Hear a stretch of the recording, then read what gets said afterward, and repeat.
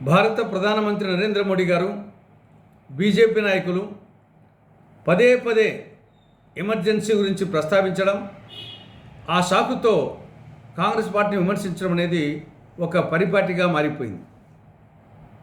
ఈ సందర్భంగా బీజేపీ నాయకులు ఒకటి గుర్తుపెట్టుకోవాలి.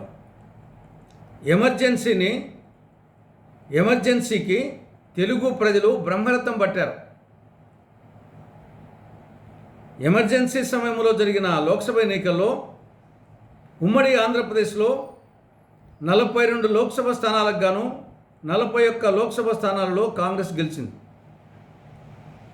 ఎమర్జెన్సీ ఎత్తివేసిన తర్వాత జరిగిన 1978 ఉమ్మడి ఆంధ్రప్రదేశ్ సార్వత్రిక ఎన్నికల్లో 294 సీట్లకు గాను ఇందిరా కాంగ్రెస్ 175 సీట్లలో గెలిచింది, అధికారంలోకి వచ్చింది. అప్పుడే చంద్రబాబు నాయుడు గారు చంద్రగిరి నుండి ఎమ్మెల్యేగా అయ్యాడు. ఇందిరా కాంగ్రెస్ టికెట్ మీద తర్వాత మంత్రి అయ్యాడు. కాబట్టి చంద్రబాబు నాయుడు గారికి రాజకీయ భిక్ష పెట్టింది ఎమర్జెన్సీ నేపథ్యంలో ఇందిరా కాంగ్రెస్. అటువంటి చంద్రబాబు మీద ఆధారపడి ఈరోజు మోడీ ప్రభుత్వం మనుగడ సాగిస్తూ ఉంది. అయినా ఇందిరమ్మ రాజ్యాంగబద్ధంగానే ఎమర్జెన్సీ విధించింది. రాజ్యాంగంలో ఆర్టికల్ 352 ప్రకారంగా దేశంలో అంతర్గత పరిస్థితులు బాగలేని కారణంగా ఆ ఆర్టికల్ ప్రకారము రాజ్యాంగ ఎమర్జెన్సీ విధించింది.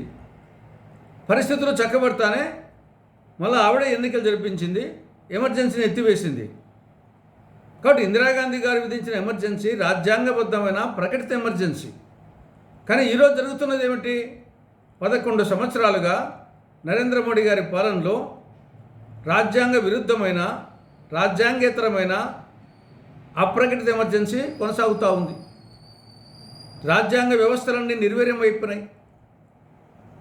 Enforcement directorate, IT, NIA, CBI, election commission ఇవన్నీ కూడా నిర్వీర్యమైపోయాయి, మోడీ చేతిలో దుర్వినియోగం అవుతున్నాయి. కాబట్టి ఎమర్జెన్సీ గురించి మాట్లాడే నైతిక అర్హత నరేంద్ర మోడీ గారికి కానీ, బీజేపీ నాయకులకు కానీ, చంద్రబాబు నాయుడు గారికి కానీ లేదు లేదు లేదు. నరేంద్ర మోడీ పాలన దేశానికి ఒక చీకటి యుగం. దేశాన్ని అప్పుల కుప్ప చేసింది. ఈ 11 సంవత్సరాలలో 140 లక్షల కోట్ల రూపాయలు అప్పు చేసింది. సంతోష సూచికలో మన స్థానము ప్రపంచంలో 144, సుస్థిరాభివృద్ధి సూచికలో 117, ఆకలి సూచికలో 124, తలసరి ఆదాయంలో 136వ స్థానం. రూపాయి విలువ అమాంతంగా పడిపోయింది. విదేశాంగ విధానంలో ఘోరంగా ఫెయిల్యూర్.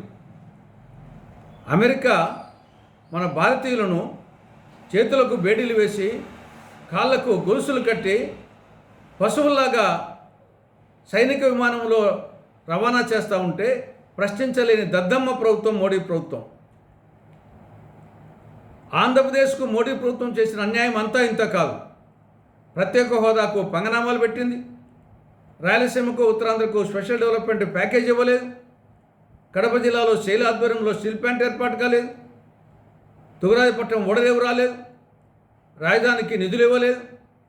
పోలవరం అత్తడానికి సాగుతూ ఉంది. విశాఖ మెట్రో లేదు. విజయవాడ మెట్రో లేదు. విశాఖ చెన్నై ఇండస్ట్రియల్ కారిడార్ లేదు. కాబట్టి రాష్ట్రానికి తీరని అన్యాయం చేసింది. అటువంటి బీజేపీ చేతిలో రాష్ట్రానికి చెందిన ప్రాంతీయ పార్టీలు కీలుబొమ్మలు, కబాలీలు. అటు టీడీపీ కానీ, వైకాపా కానీ, జనసేన కానీ. నరేంద్ర మోడీ సిట్ అంటే సిట్, స్టాండ్ అంటే స్టాండ్.